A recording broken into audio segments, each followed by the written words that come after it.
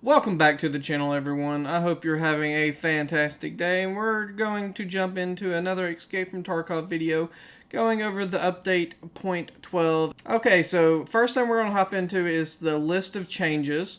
So while leveling skills, the character will now have exhaustion of skill per raid.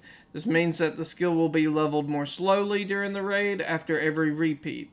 If you do not level a certain skill for a while, the character will recover and will be able to level this skill with normal speed again. That's basically just stopping you from spam leveling different skills. I don't know, to me it goes up so slowly anyway. I guess it's not really that big of a problem, but I can see why the devs don't want people to exploit that.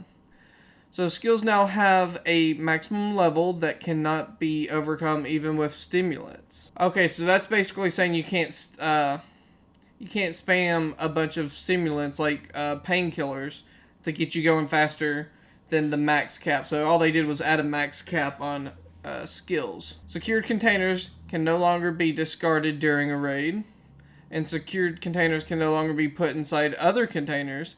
Can only be put inside the slot of the secured container of the character. If you've had your secured container inside another container, it will return through in-game message. That's just saying you can't keep stacking containers inside of slightly bigger containers and stuff. It does look like you can still put containers inside your alpha case. Okay, so special optical devices, such as helmets and helmet mounts, can no longer be placed in secured containers.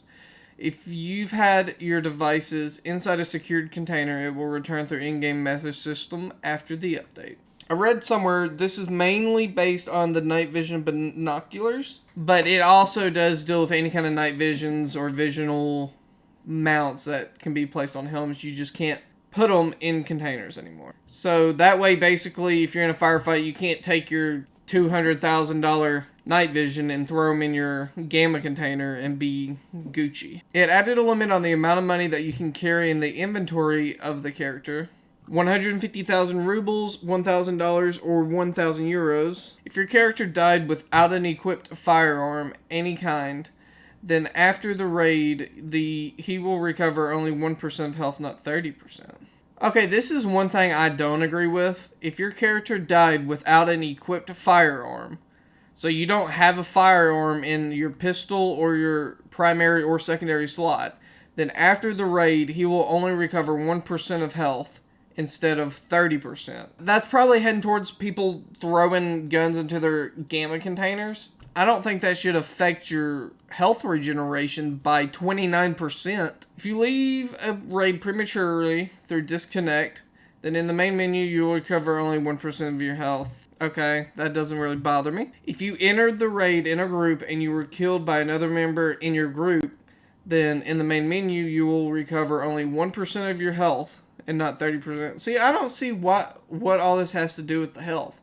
I know it's not a big deal, but it does make you have to use more meds. If you kill yourself in the raid, then basically same thing, you'll only recover 1% of your health, not 30%. It looks like they optimized some locations and rendering.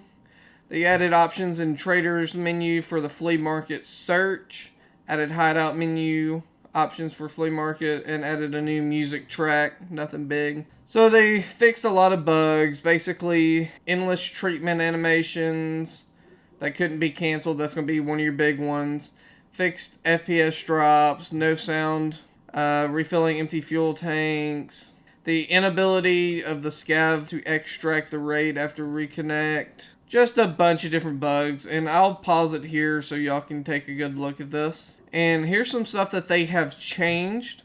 Now grenades, hand grenades, and AGS rounds do not cause damage through walls or through the ground. Or now you can fold the stock of the weapon by clicking the middle mouse button on it. Now the dot of the laser sight has become brighter. Now when buying items on the merchant screen, the list of items is not scrolled to the top after the deal.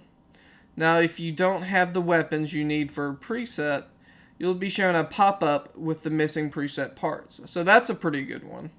That way you don't have to keep hunting around and figuring out what you're missing. The maximum value of the sharpness effect in the graphic settings has been increased to 3.0. So there is also a video uploaded on their launcher. I'm pretty sure you can find it on YouTube as well. That kind of goes in over all this stuff. Like, I mean, we can go over all these bugs, but it's just minor bugs that they fixed. Most of the meat and potatoes are right here in the changes. I hope y'all did enjoy this video, and if you did, hit that like button and hit that subscribe button if you want to get notified whenever a new video does go live. And with that being said, I appreciate all of y'all, and True F and G out.